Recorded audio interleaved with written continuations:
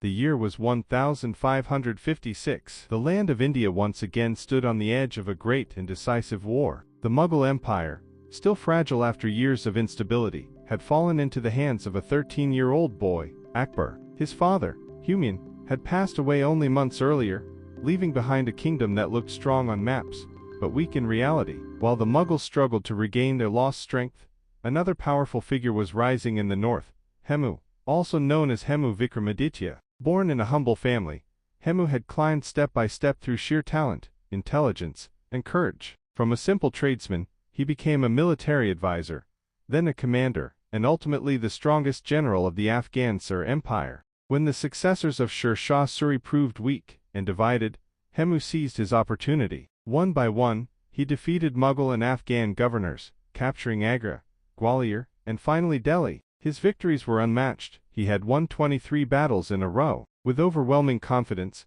Hemu entered Delhi and declared himself the new ruler, taking on the ancient royal title of Vikramaditya. Meanwhile, in the northern region of Kalanur, young Akbar and his guardian Bahram Khan watched the unfolding events with concern. They knew that if Delhi was not reclaimed quickly, the Mughal Empire would collapse forever. Akbar's youth and the empire's fragile condition could not afford another defeat. By October 1556, both sides began marching toward the place where history had already been written once, the battlefield of Panipat. The same flat, dusty plains, where Babur had defeated the Afghan power years ago, were now preparing to witness another clash of destiny. On a foggy morning, Hemu arrived with a massive army, heavy artillery, war elephants, armored cavalry, and thousands of trained soldiers. His spirits were high. After all, he had never lost a battle. His military strength was far greater than the Mughals, and his confidence made him believe that victory was already in his grasp. On the other side stood the Mughal troops,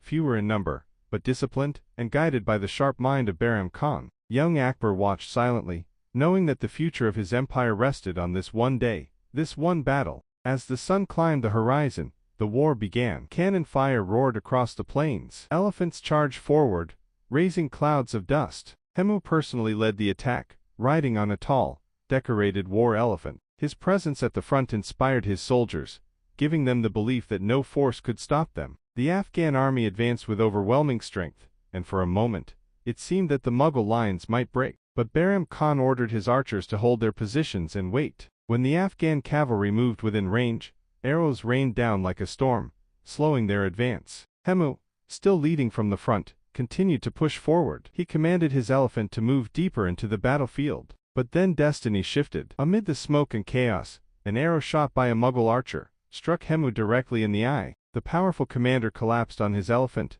unconscious and gravely wounded. The moment Hemu fell, confusion spread through his army. No one knew who would lead them now. The disciplined formation broke, and panic began to grow. Seeing their chance, Bahram Khan ordered a full-scale Mughal charge. The Mughal cavalry surged forward with renewed strength, cutting through the disorganized Afghan lines. Within moments, the great army that had looked unstoppable began to retreat. Hemu, still unconscious, was captured by Mughal soldiers and brought to their camp. The war was over. The fate of the empire had turned. Akbar was brought to witness the captured commander. Some accounts say that Bahram Khan advised the young emperor to strike Hemu himself, so that history would record him as the one who defeated a king. But Akbar refused to shed blood. He did not want to begin his reign with violence. Hemu was executed, and the Second Battle of Panipat ended with a decisive Mughal victory. Delhi once again came under Mughal rule. This victory not only saved the empire, but laid the foundation for one of the greatest reigns in Indian history. From that day forward,